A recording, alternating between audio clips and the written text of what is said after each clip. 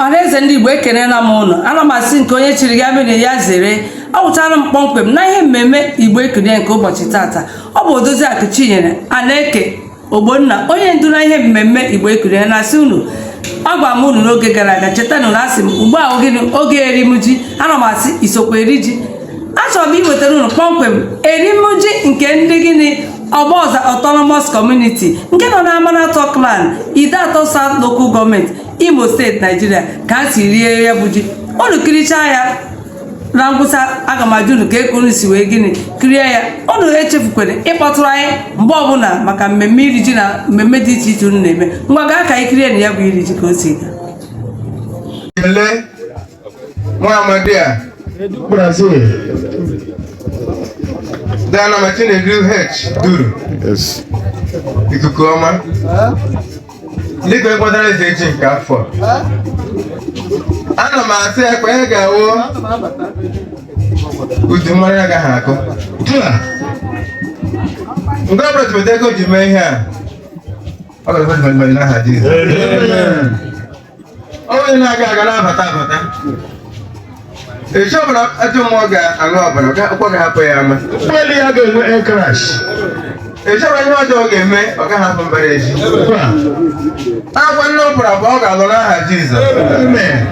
Ana m asị ọ ga-adịrị ya mma n'Eke, ọ ga-adịrị ya mma n'Orie, ọ ga-adịrị ya mma n'Afọ, ọ ga-adịrị ya mma n'Nkwọ. Ka onye nwe ya gbaa ya ume, ka ọ dịkwa n'ije, ọ ga-arụte n'ọṅụ, makwa na ihe ya nyere ya napụta ya n'ogwu akwagara n'ihi aka ọrụ ya. Maka onye gbata bọọlụ ọfụma enye oroma ya arasa. Ọ gbadara bọọlụ ọrasa n'aha Ọgbọza Community. Ana m enye Chinedu H duru Goma tatiketa igochi na ọrụ ya kwadoro eze uche nke 2024. Udo dị ya ọnụ. Thank you very much. Thank you. Recipient, you get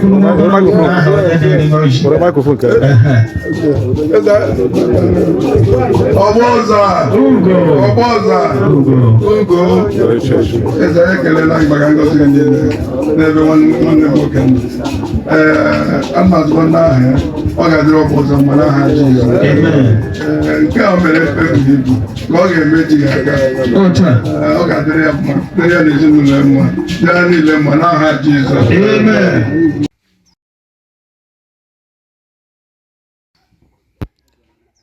Ya wụ Otachi Mezeji nke afọ. The first person ji ya kacha was Sabatin Okwara. Ji ya dara 35.60 kg. Sabatin Okwara. Enweghị win Ezeji nke afọ. The onye nke na-agba second wụ Chief John Duranyim.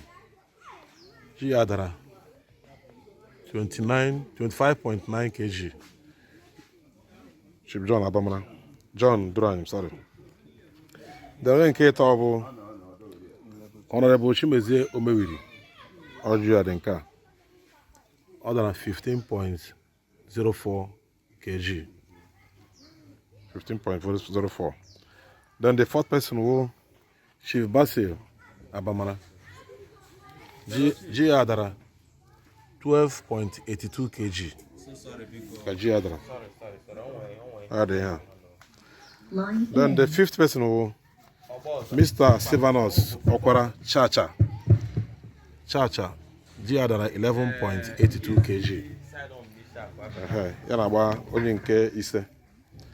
The onye nke isii wụ Abamara Chukwudi, the CSO, Chief Security Officer, Ọgbọza Autonomous Community.